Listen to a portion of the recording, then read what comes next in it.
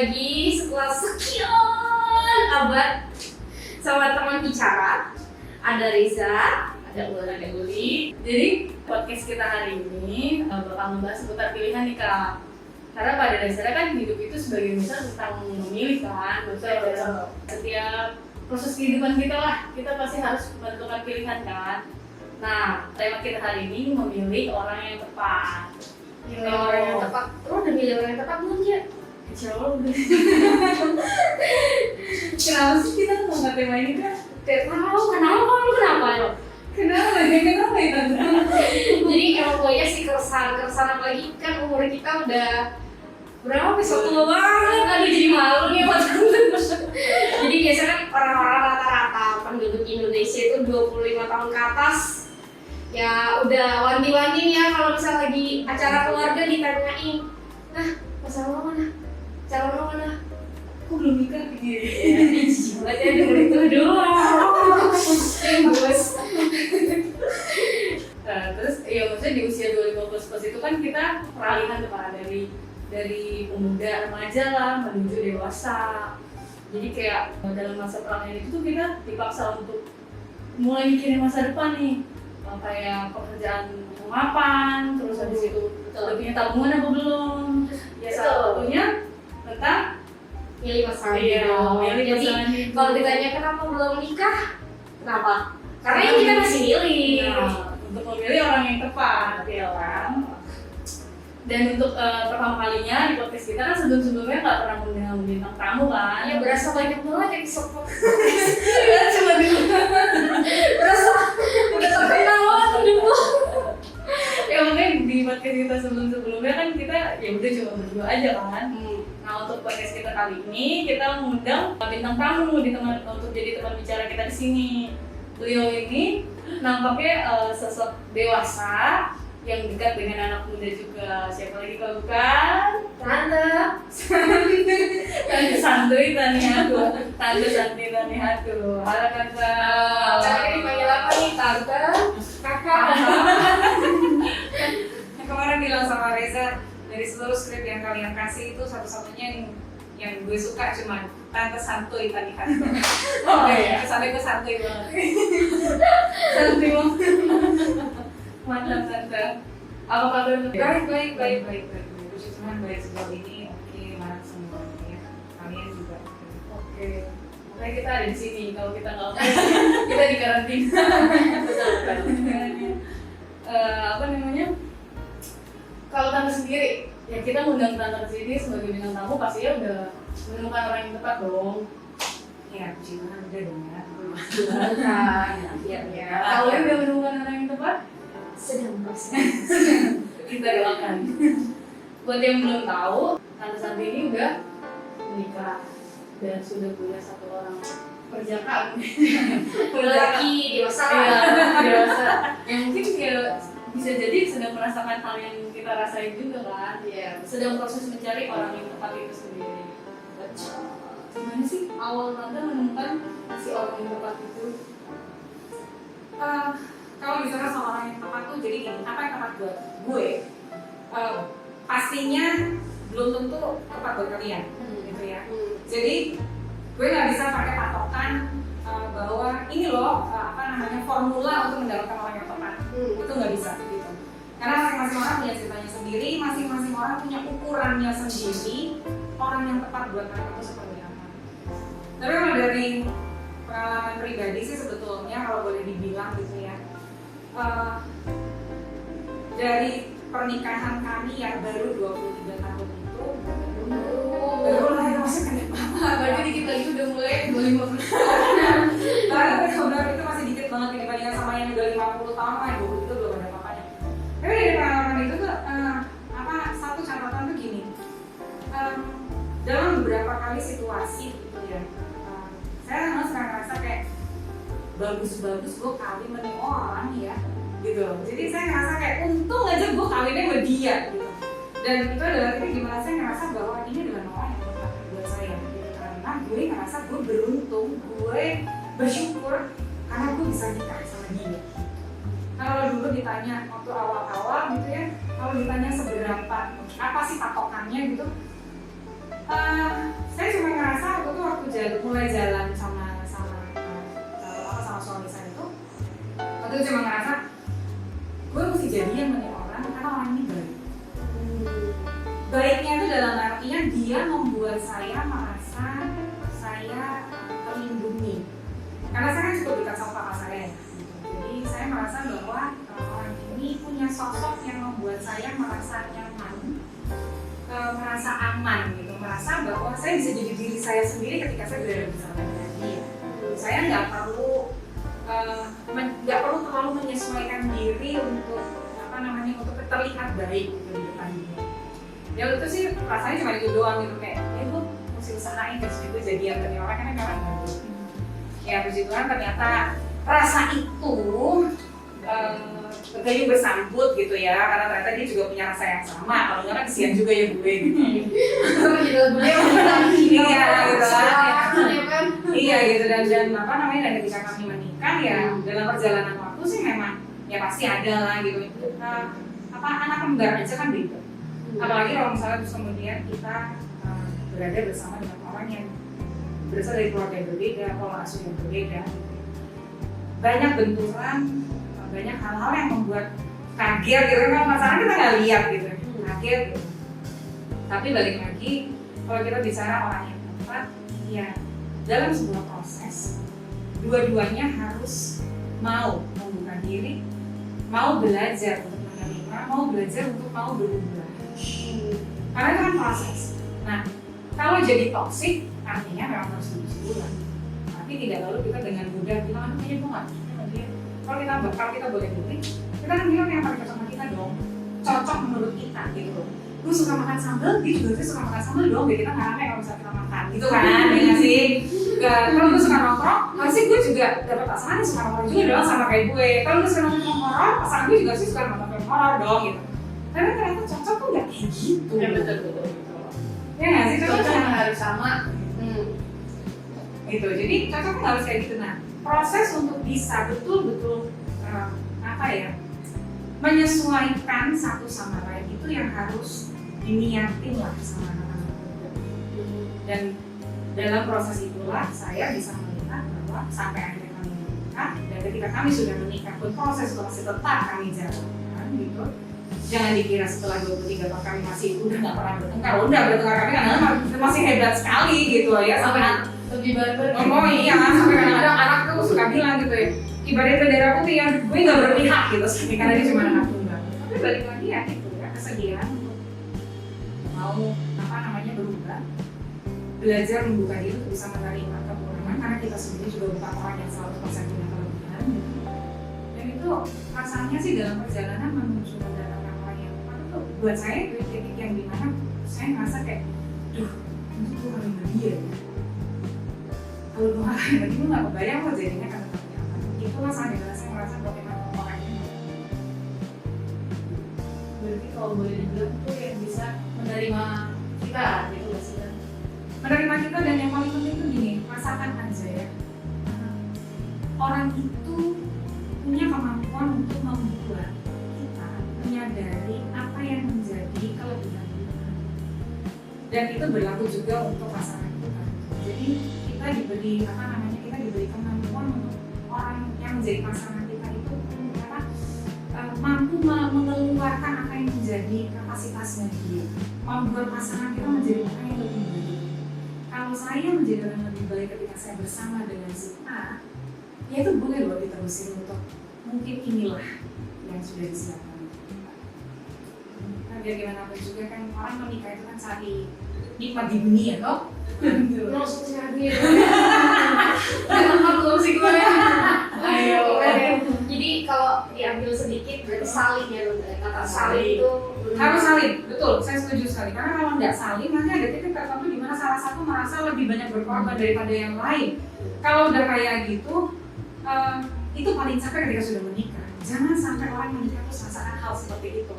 Gue udah capek deh, gue selama ini ngalah terus. Aduh, itu jangan sampai.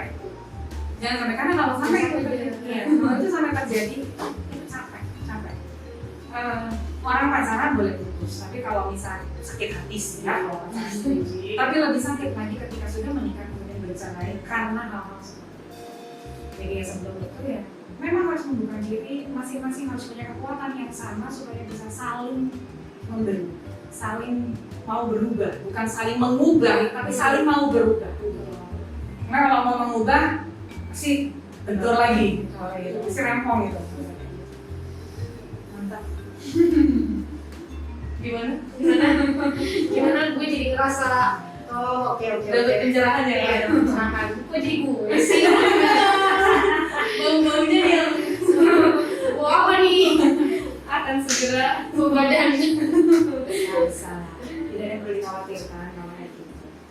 Berarti maksudnya tante tuh bisa dibilang feeling gak sih pas pertama kali ngeliat Om Glenn itu, maksudnya kayak oh kayaknya cocok nih gitu, atau ada pertimbangan lain? Masing-masing orang punya pengalaman sendiri-sendiri ya, tapi kalau saya sendiri sih memang waktu itu berangkat dari ngalamin putus dulu. Putus sama pacar yang sebelumnya itu tuh memang lumayan meninggalkan bekas gitu ya. Jadi sempat ada masa jeda yang cukup panjang dan ngerasa bahwa sampai sempat mikir gitu loh, nggak kawin nggak apa-apa juga kalau kita daripada gitu kan ya. Tapi terus ya memang waktu itu ketemu sama Om Glenn itu kan waktu papa saya meninggal sebenarnya. Jadi saya merasa bahwa memang Tuhan pindahin penjagaannya. Jadi selama papa saya masih ada, beliau yang berdoa dan menjaga saya gitu. Terus kemudian setelah papa saya tidak ada, ya Tuhan izinkan saya bertemu dengan sosok laki-laki yang terus kemudian tanpa perlu dijagain papa saya, Tuhan jaga langsung. Jadi Tuhan kasih untuk saya. Dan saya percaya itu berlaku untuk semua orang. Satu hal tuh gini, yang saya selalu ingat tuh kisah ciptaan sih.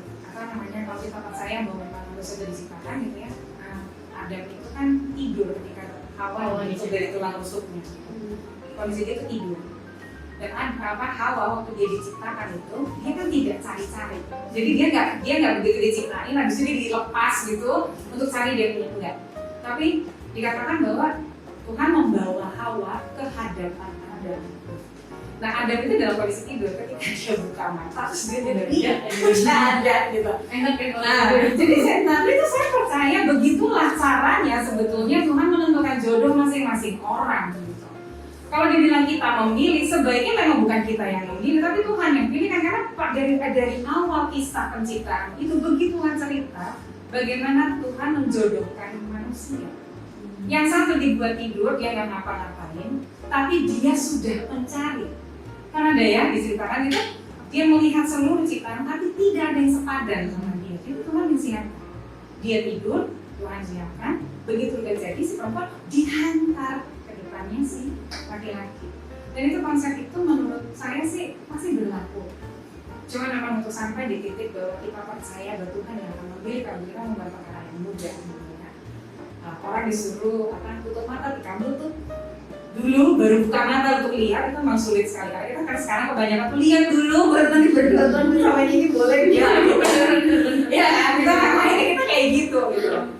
Memang tidak mudah, tapi jangan khawatir kalau kalian harus melewati sebuah perjalanan di mana sama yang ini putus sakit hati gitu, nyoba lagi sama yang ini sakit hati lagi, sampai di titik kalian merasa bahwa karena itu pengalaman saya dan itu dan itu yang dialami sama suami saya juga dengan cerita yang berbeda, tapi kami sudah ada di titik di mana udah gue capek, gue nggak mau cari-cari lagi, terserah lo, kali jadi nggak jadi juga nggak apa-apa gitu. Di titik itu Tuhan sendiri. Jadi semakin cepat kita merasa bahwa Tuhan jadi yang sediain buat saya, semakin cepat kita berlanjut. Kalau nggak salah juga Om Glenn itu temannya Tante Safi bukan sih? Dia lebih tepatnya kakak teman saya. Kakak temennya, jadi maksudnya nggak jauh-jauh dari lingkungan Tante. Saya dulu sama taksir adiknya sih. Salah Iya, saya taksir adiknya jadi sama kakaknya, jadi udah lah ya. Kalau itu juga temannya bukan sih? Yang mana? Yang mana? Ya calon orang yang tepat. Teman.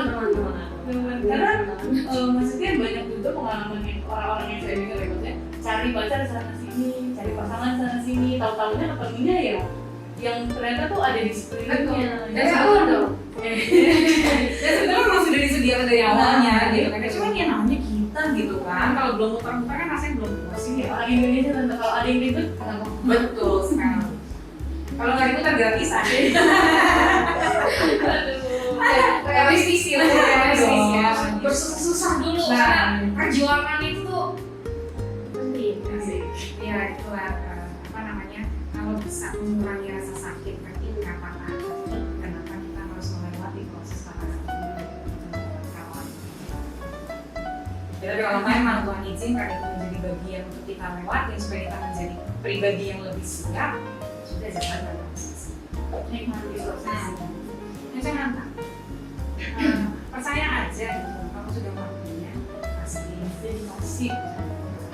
Ini kayaknya karena udah pada punya pasangan jadi slow ya, harusnya tuh ada nih sosok yang gak punya pasangan biar tahu harusnya gimana nih kan Apa? Ini kan kita bicara juga untuk semua orang yang saat ini. Karena kan yang berpasangan pun belum tentu Betul. betul. orang yang tepat. Tapi kalau inget-inget rasa dulu lagi masih milih, walaupun sebenarnya kan masih proses nih kita milih nih kalau untuk saya dan Reza. Nah, dulu lagi jomblo, gimana rasanya gitu? Mungkin ya benar kata Tante Santi harus melewati proses patah hati itu dulu. Oh, udah patah hati ya kan? Yang udah patah hati nih. Nah, dengerin ya kalian. Tapi nggak harus semua orang patah hati dulu kan? Ya, maksudnya balik lagi cerita orang itu kan berbeda. Iya. Ada yang langsung dikasih enak nih. Ada yang harus susah-susah dulu, berakit-akit dahulu. Oh iya, Baru dulu. kemudian gitu. Baru nanti senang-senang.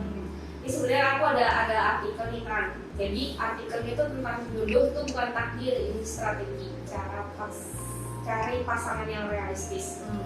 Jadi katanya poin-poinnya aja ya. Poin-poinnya terlalu percaya jodoh justru lebih sering putus dan patah hati kan dari tadi udah bilang kan. Kemungkinan menemukan jodoh sesuai takdir itu mustahil. Nah ini jadi masalah sekarang adalah ketika kita terus berpikir bahwa kita mau cari, aku mau cari jodohku yang sesuai dengan takdir. Ya gimana ceritanya? Emang lu tahu takdirnya orang tertentu itu gimana? Lu tahu lu punya masa depan aja kagak gitu kan? Yang jadi masalah sekarang adalah itu gitu. Kenapa jadi kesulitan? Karena kita pikir kita bisa mencari sendiri jodoh yang sesuai dengan takdir kita. Itu tidak bisa.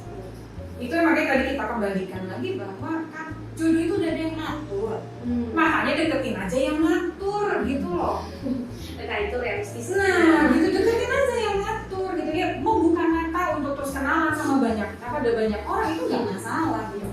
Tapi jangan terus jadi kayak gini, kayak bikin checklist gitu ya, jodoh yang sesuai sama saya gitu. Amin sih, itu saya ketemu sama orang, oh ini cocok.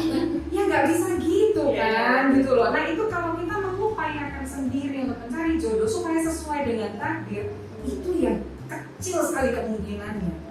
Tapi pada saat kita percaya bahwa memang jodoh itu sudah ada yang atur, dan masing-masing orang kecuali dia ditetapkan untuk hidup sendiri itu memang sudah ada jodohnya. Ya pada waktunya pasangan disediakan. Yang perlu dilakukan sekarang adalah ketika terus dapat kesempatan untuk berkenalan, berelasi dekat dengan lawan jenis gitu. Ya buka mata, buka hati, bersiap gitu ya. Karena bisa saja dalam proses itu memang Tuhan sedang lakukan untuk menjaga, mendekatkan jodoh kalian. Nah, waktu SMA kalian punya cerita sendiri. Kalian punya teman-teman yang berada bersama dengan kalian. Mungkin juga cowok-cowok atau cewek-cewek yang kalian taksir waktu SMA. Ternyata bukan. Terus waktu kuliah orangnya ganti lagi. Sampai pada titik tertentu di mana ada satu orang yang tersisa yang ternyata masih ada di situ terus. Nah kamu udah nemu yang kayak begitu, tanya toh, jangan yang ini ternyata. Wah, pengalaman pribadi. Walaupun pada awalnya mungkin, tapi kayaknya bukan kayak gini, dia kayaknya selera gue bukan yang ini, gitu kan? Tapi kita nggak pernah tahu. Balik lagi kalau cari jodoh sesuai takdir dengan upaya kita sendiri, ya nggak bisa no. Masa tuh ditanya gitu, mana lihat dari sana? Sama, nggak bisa kayak gitu. Iya nggak sih? Kalau nyari sendiri pasti setengah hati, udahlah gitu. Tapi kalau diserahkan sama yang punya tuh nyaman. Cepat atau lambat pasti akan terbuka itu gerbangnya. Jadi kalau boleh sharing awal deket terus sampai benar-benar memutuskan, benar-benar yakin kalau si Om Gue itu ya udah tepat nih kita nikah gitu. Apa yang memicu tante tuh berpikir kayak gitu dan yakin banget kalau Glenn tuh orang yang tepat. Jadi Glenn minta maaf ya gue. Jadi kita gosipin om ya. Apa? Saya pernah share juga gitu kan. Dan ini sudah beberapa kali saya share juga. Waktu itu kami lagi jalan di Bintaro Plaza kan. Terus waktu itu saya udah naksir banget lah sama bapak ini gitu ya. Karena buat saya orang ini baik banget gitu, dia oke buat menurut saya gitu. Cowok-cowok baik menurut saya ya. Menurut kalian standar baiknya beda kan. baik. Nah terus ini pas kita lagi jalan terus ketemu sama anak remaja dari gereja gitu kan. Nah pas ketemu gitu terus saya nggak kenal sama anak-anak tapi mereka itu muridnya Om Glenn di remaja. Nah terus dulu pernah makan kami kan, makan gitu terus saya tanya sama Om Glenn gitu, kamu nggak apa-apa tadi ketemu sama orang di gereja gitu kan? Nggak apa-apa emang kenapa? Nggak apa namanya nggak malu ketahuan jalan sama cewek gitu kan? Lo nggak apa-apa kan aku udah cukup umur untuk punya untuk jalan sama cewek emang kenapa gitu kan? Oh ya gitu, berarti terus saya tuh bicaranya juga gitu. Berarti udah siap ini doang nikah gitu kan? Ini ya, lagi poin ya. Iya gue. Udah siap nikah terus ya waktu itu saya tidak ingat 100% apa yang menjadi percakapan kami. Tapi waktu itu saya ingat sekali sampai hari ini jawabannya Om Glenn tuh gini. Aku tuh punya rencana kalau misalnya Tuhan izinkan tuh aku mau nikah sebelum 30. Terus kalau Tuhan izinkan aku mau nikahnya sama kamu. Lamaran ini ya tersirat. Coba bayangkan kalau Anda ada di posisi saya gitu ya, ada cowok yang masa taksir gitu ngomong kayak gitu, masa terus nggak bilang bahwa ya udah saya sama kamu. Kan gue senyum-senyum sih kalau aku. Iya nggak sih gitu kan. Nah, makanya jadi ya waktu itu saya cuma merasa kayak iya deh. Tapi memang iya, tapi waktu itu memang prosesnya juga tidak semudah itu karena kan setelah kami, jadi kayak itu adalah awal dimana kami memutuskan untuk kemudian masuk dalam sebuah hubungan yang namanya pacaran sih sebenarnya gitu. Nah terus kemudian kami karena Om Glenn kerja, jadi kami sempat LDR juga selama 18 bulan, 1,5 tahun gitu sebenarnya memutuskan untuk ya memutuskan untuk yaudah ya kita kita rencanain lah nanti sebelum terus menikah ngelamar kamu gitu, tapi kan udah ngomong duluan gitu. Tuh surat-suratan. LDR itu ya. Tapi ya itu sih saat memang waktu itu memang kita klik aja gitu, jadi pas saya punya perasaan sudah kuat terus kemudian ternyata Om Glenn juga sudah membuat keputusan yang sama. Berarti faktor yang nggak boleh ini juga ya Kak, emang harus ada sama-sama suka. Kalau gitu tepat harus sama-sama dong. Iya sama-sama, bukan cuma sama-sama suka doang sih, tapi juga sama-sama punya niat untuk menjalankan pernikahan gitu. Karena kadang-kadang kan ceweknya mau cowoknya enggak, cowoknya pengen ceweknya ngerasa belum. Iya sih. Enggak, maksudnya dulu punya pengalaman yang sama. Iya, tapi kan memang kadang-kadang dan itu sih pembahasan yang berbeda lagi sih nantinya gitu ya. Kenapa ada orang-orang yang masih merasa dirinya belum siap untuk menikah gitu. Sebenarnya kalau ditanya, emang siapa sih orang yang udah siap nikah? Nggak ada kalau apa coba standarnya orang siap nikah? Orang yang menikah dengan sudah punya rumah besar, tabungan gede dan mobil segala macam aja pun rumah tangganya tidak lalu jadi lebih gampang kok. ada yang baru-baru siapa kok gosip? Gak harus sebut nama. Ini kita apa sih gosip? Bunyiin. Jadi kalau orang yang tepat tuh orang yang udah siap menikah.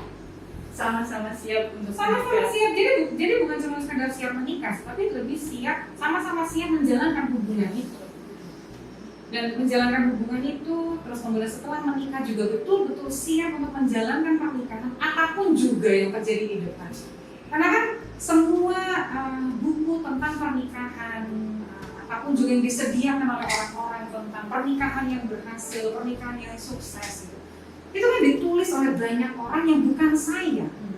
Jadi pengalaman saya itu pastinya kan berbeda. Itu hanya bisa jadi acuan, kisi-kisi buat ujian gitu loh. Dan kisi-kisi nggak semuanya keluar ujian Itu dia.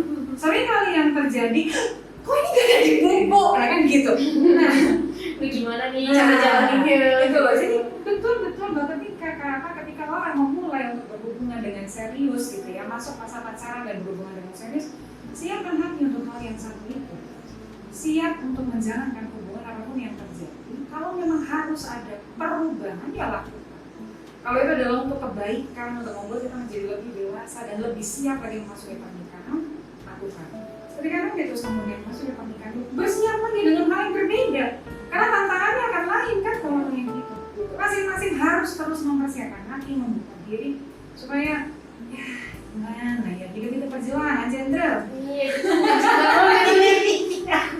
nggak bisa hidup tapi cinta doang. Nggak bisa. Akan pasti terdoang kan kalau cuma cinta doang. Cintanya hilang. Iya. Kalau dari Risa sendiri gimana nih? Udah dapat orang yang tepat belum? Sejauh ini sih masih merasa sudah bertemu orang yang tepat. Tapi kalau misalnya ke depannya kan nggak ada yang tahu ya. Kalau Tuhan memang menjodohkan ya, insya Allah. Oke. Mungkin kalau lu mau sharing Siapa soal nih? mencari dan menemukan orang yang tepat. Apa ya? Kok jadi garis besarnya hampir sama Tante Santi kan?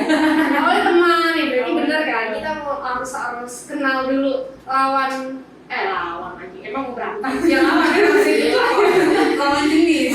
ya lawan jenis, betul lawan jenis. Ini kan lawan jenis ya. Orang yang tepat itu gitu kan, orang tepat itu ternyata sampai kita belum kenal dia belum kenal kita gitu kan, saling kenal teman-temanan taunya kita apaan sih, kamu baru sadar kita pacaran ya. Ya kayak gitu dah pokoknya. Karena justru kan ada yang bilang kan, maksudnya kalau pacaran tuh justru kita menampilkan sisi diri kita tuh yang nggak sebenarnya kan. Perkenalan maksudnya bisa dibilang palsu, jadi kayak biar kita pacaran, biar dia nggak ninggalin kita atau gimana, kita baik-baik aja di depan dia gitu. Cuma nanti pas kita menikah benar-benar kita menunjukkan diri kita yang sesungguhnya kan. Itu nggak? Luruskan, makanya kenapa saya selalu katakan luruskan itu konsep tentang berpacaran. Nah betul. Luruskan konsep berpacaran itu, berteman sebanyak mungkin itu adalah hal yang perlu dilakukan. Tapi berpacaran itu bukan sekedar supaya kelihatan bahwa udah laku. Jangan gitu loh, karena itu ujungnya jadi konyol kalau menurut saya. Karena nggak bisa. Justru pacaran adalah saat dimana kita sedang menjajaki sebuah hubungan, dimana kita mau memasuki sebuah pernikahan. Kalau dalam berpacaran itu kan sama aja kayak di YouTube itu yang cewek-cewek yang dandan secara luar biasa segala macam, begitu plesternya dibuka lalu tampillah muka aslinya. Kalian mau kayak gitu? Berapa lama kita bisa bertahan dengan pencitraan? Kan gitu, jangan. Luruskan konsep pacarannya. Pacaran adalah proses di mana aku dan calon pasanganku sedang menjalani sebuah hubungan di mana kami mau menampilkan aslinya kami. Dengan cara seperti itu, kami memang betul ketika kita rela untuk menerima dan membuka diri aslinya kita, itu artinya kita sudah siap loh masuk sebuah hubungan lebih serius. Kan kita nggak punya kekhawatiran. Gue nggak takut, ini aslinya gue kayak gini. Kalau lo bisa terima, oke, dan kita jalan bareng-bareng. Capek kan kalau misalnya gue harus tampil manis, gue harus selalu make up pakai bulu mata. That's right. Dia cuma di sini doang kan. Kita udah tahu di sini. Orang yang tepat akan menjadi satu-satunya orang dimana kita bisa jadi diri kita sendiri. Kalau gue masih harus bohong, itu artinya satu, gue belum bisa menerima keadaan diri gue sendiri. Terus yang kedua, ya gue belum benar-benar serius karena gue nggak yakin. Makanya cintai dirimu, percaya bahwa kamu sudah cukup, maka kamu akan tampil apa adanya. Bagaimana orang menerima kamu itu adalah pandangan orang. Dan yang penting itu diri kita sendiri dulu. Kalau kita bisa terima diri kita tampilkan apa adanya. Udah cukup kok gue cukup begitu. Gue sudah cukup, Tuhan ciptakan gue sempurna. Kalau lo mau terima gue dengan kondisi ini, artinya lo memang dipilihkan Tuhan untuk gue. Kalau enggak, ya sudah nggak apa-apa, tunggu lagi cari yang lain tuh. Berarti belum tepat ya. Gitu. Jadi konsep berpacarannya lurus. Jadi bukan hanya sekedar supaya kelihatannya gue udah laku, tapi ini adalah proses di mana kalian akan memasuki sebuah tingkat yang lebih tinggi pernikahan. Jadi harus saling terbuka, harus kelihatan aslinya. Saling kenal. Iya, harus kelihatan itu muka nggak pakai alis kayak apa. Ya, udah kenal berapa itu udah. Lu udah kerja? Emang jarang pakai.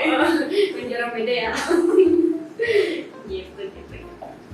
Jadi kita masuk ke kesimpulan hubungan orang tepat. Menurut Reza, 3 kata mendefinisikan orang yang tepat tuh bagaimana? Orang yang tepat menurut gue itu satu, saling menerima. Kata dong, kata. Menerima.